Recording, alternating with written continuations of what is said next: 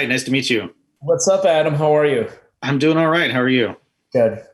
Thank you for doing this. I'm a huge fan of the show and your work in the show.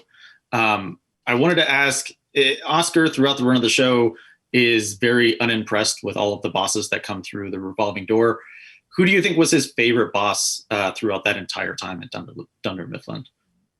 Who did he Let's see. tolerate the None most? of the above. Who would have been? It's certainly not Michael, I don't think. I think probably the person who left him alone the most. It's probably maybe Robert California. Yeah, that makes sense. I think so. Or Kathy Bates. Her character was pretty cool. She stayed in her in her space. Yeah. Yeah, because Oscar always knew more than them, so he just wanted them to let him keep going. Yeah, as far as accountant, yes, I think. I have to ask, one of the funniest things throughout the entire run of the show is the accent you do in the murder episode. And I'm Oh, wondering where that came from, if it just happens spur of the moment. it just kind of happened, and thinking back, it's kind of that kind of sound, that kind of like, it's kind of like Towley, or Yeah. I think Family Guy has like an old guy who's like a bit of a pervert or something. Yeah. It's like that. Or Towley. It's just a funny sound. So I think maybe those guys influenced him a little bit. It was great.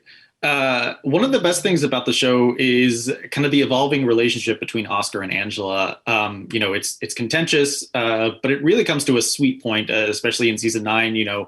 When he gives her a place to stay when she's homeless. I was wondering what that was like for you to kind of build out that relationship over the course of the show's run. Well, Angela and I have known each other before the show. Before we were on the show, we were friends for years and years.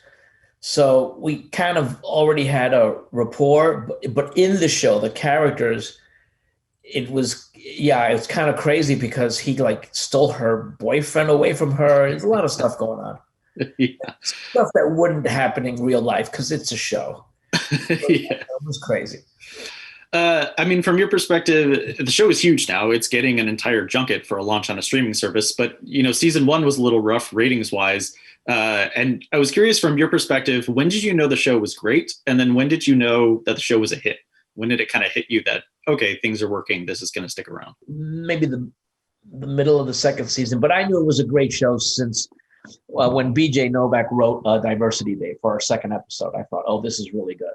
This is we could really have a good show. That's when I knew it was good. When I felt comfortable, I think Kate and we got picked up for something weird like 5 shows, and then we got picked up for a full season, and that's when we quit our day jobs. And we're like, okay, we could do this. Awesome. Thank you so much. Congratulations on everything. Sure, man. Thank you. Appreciate it.